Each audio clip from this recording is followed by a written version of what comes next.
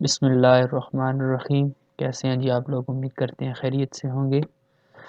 आज की इस वीडियो के अंदर हम प्रोपोज़िशन लॉजिक के बारे में बात करेंगे कि प्रोपोज़िशन लॉजिक बेसिकली है क्या। तो चलिए शुरू करते हैं। सबसे पहले हम देख लेते हैं कि प्रोपोज़िशन है क्या चीज़।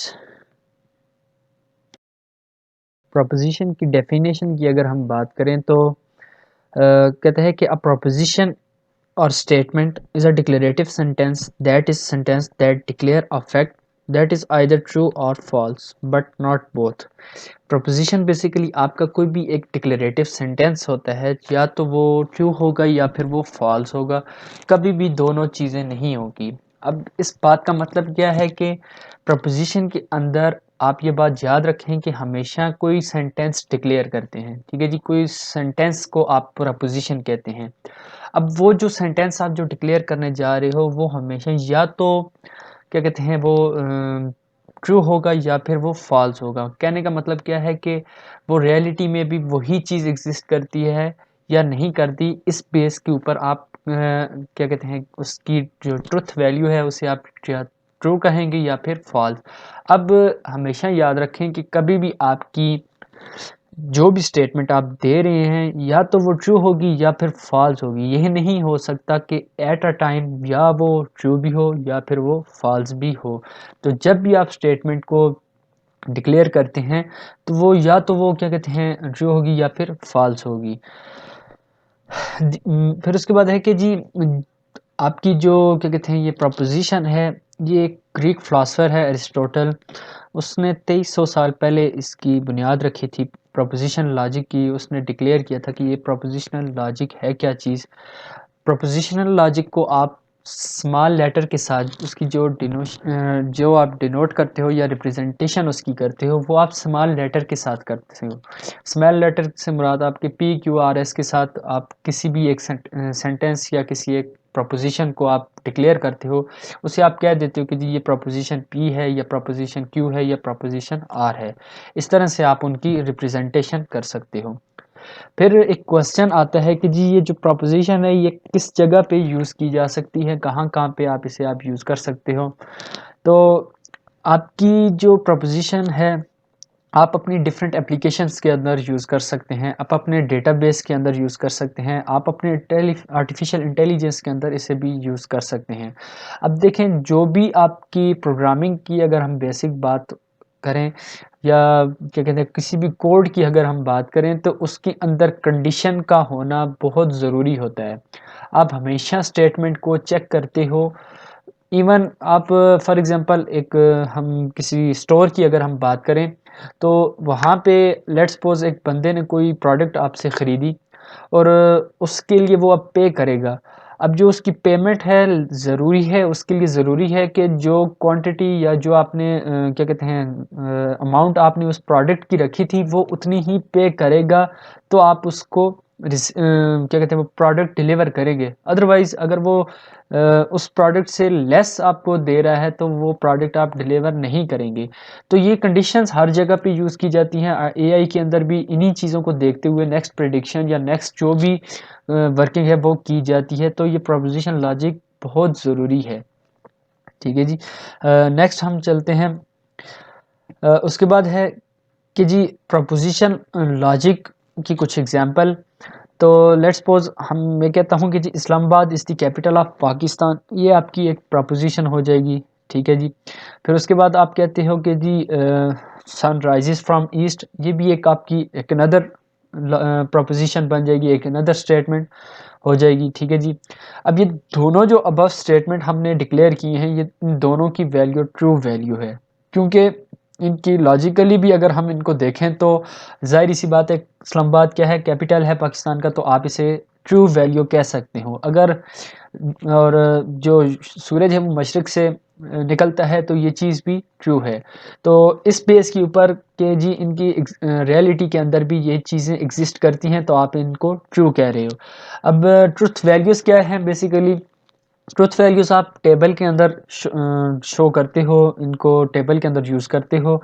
अब आपकी अगर प्रोपोज़िशन ट्रू है तो उसे आप टी के साथ डिनोट करोगे और उस वैल्यू को आप ट्रुथ टेबल के अंदर या ट्रुथ वैल्यू उसकी जो होगी ट्रू कहलाई जाएगी। अगर आपकी प्रोपोजिशन फॉल्स है तो उसकी जो ट्रू वैल्यू है, ट्रुथ वैल्यू है सॉरी, उसकी ट्रुथ वैल्यू जो है वो फॉल्स हो जाएगी और एफ के साथ इसे डिनोट करते हो।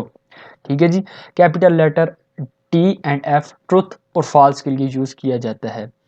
उसके बाद प्रोपोजिशन लॉजिक की कुछ और एग्जांपल हैं, जैसे university of Haripur is in Haripur, तो ये आपकी ट्रू वैल्यू है, इसे आप टी कहोगे। 10 + 11 = 21, तो ये आपकी ट्रुथ वैल्यू है, तो इसे आप टी कहोगे। Peshawar is the capital of Sindh, तो ये एक फॉल्स स्टेटमेंट है, सॉरी इसकी जो ट्रुथ वैल्यू है वो फॉल्स है, तो ये आप इसे एफ के साथ डिनोट करोगे। इसी तरह से 2 + 9 = 5 है, तो ये भी एक डिक्लेरेटिव सेंटेंस है, बेशक है, लेकिन इसके रियलिटी के अंदर ये फॉल्स स्टेटमेंट है, तो इसे आप फॉल्स ही कहोगे। ठीक हो गया जी।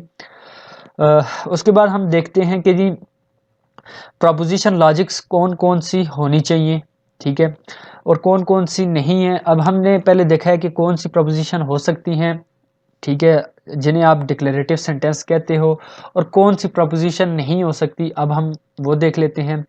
अब जैसे क्वेश्चन एक किया जाता है कि या हम कोई भी क्वेश्चन करते हैं, लेट्स सपोज जहाँ यहाँ पे हमने एक एग्जांपल दी है, can I come with you, तो ये एक आपका क्वेश्चन बनता है। अब ये डिक्लेरेटिव सेंटेंस के ज़ुमरे में नहीं आता, तो ये आपकी प्रोपोजिशन नहीं बनेगा। इसी तरह से read this carefully about word, तो ये आपकी ये भी सेंटेंस एक क्लियर नहीं हो रहा, तो इसे आप डिक्लेरेटिव सेंटेंस क्लियर नहीं कर सकते।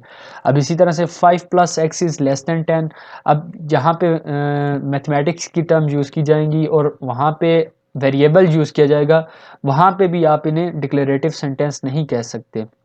तो इसी तरह से कुछ और एग्जांपल हैं, ठीक है जी, जहाँ पे आप अब यहाँ पे एक बात समझ लें कि प्रोपोजिशन हमेशा आपकी डिक्लेरेटिव सेंटेंस के ऊपर ही प्रोपोजिशन बनेगी। प्रोपोजिशन के अंदर डिक्लेरेटिव सेंटेंस के ऊपर ही सिर्फ आप काम करेंगे। अदरवाइज इंटरोगेटिव क्वेश्चंस या इंटरोगेटिव सेंटेंसेस वगैरह या आस्किंग क्वेश्चंस वगैरह जो आते हैं, उस तरह के आप जितने भी सेंटेंसेस आएंगे उनके साथ डील नहीं करेंगे। ठीक हो गया जी। तो ये आपकी कुछ ऐसी एग्जांपल हैं जो प्रोपोजिशन नहीं हो सकती। रीज़न भी हमने साथ में डिफाइन कर दिया कि ये क्यों नहीं हो सकती। उसके बाद आता है आपका compound proposition. Compound proposition basically क्या है कि आपके पास लेट्स सपोज कोई मल्टीपल या 2 या 3 आपकी कोई भी प्रोपोजिशन है, सिंगल प्रोपोजिशन है, जब आप उनको कंबाइन करोगे यूजिंग डिफरेंट ऑपरेटर्स, तो वो आपकी कंपाउंड प्रोपोजिशंस बन जाएंगी। ठीक है जी। अब ये जो डिफरेंट ऑपरेटर्स हैं, लॉजिकल ऑपरेटर्स हैं या कनेक्टिव्स हैं, ये क्या हैं, हम इनको साथ साथ देखते हैं।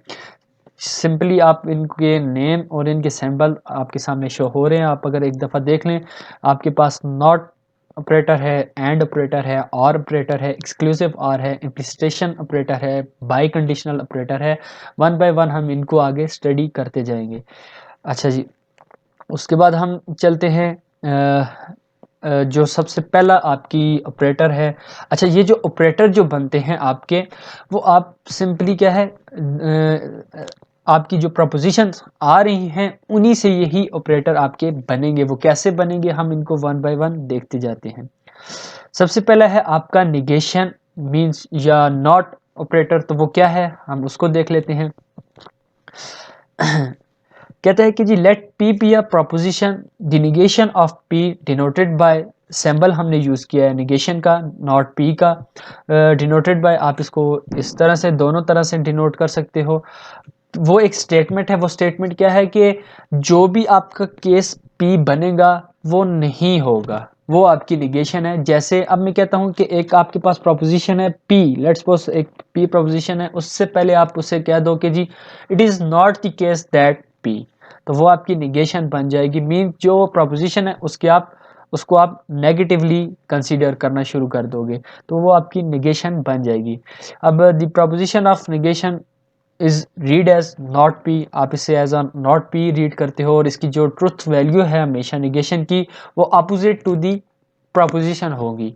अब अगर मैं कहता हूँ कि पी ट्रू है, तो निगेशन ऑफ पी हमेशा फॉल्स होगा। एग्जाम्पल है कि मैं आपसे कहता हूँ कि जी I have the class in AB2003, तो इसकी निगेशन क्या बन जाएगी, it is not the case that I have class in AB2003, या इसको आप मोर सिंपली फॉर्म में अगर लिखना चाहते हैं तो भी वो भी लिख सकते हैं। उसमें क्या है, I don't have class in AB2003, तो ये भी आपकी एज एन जो proposition I have class in AB2003 थी, उसकी नेगेशन के तौर पे आप इसे लिख सकते हो।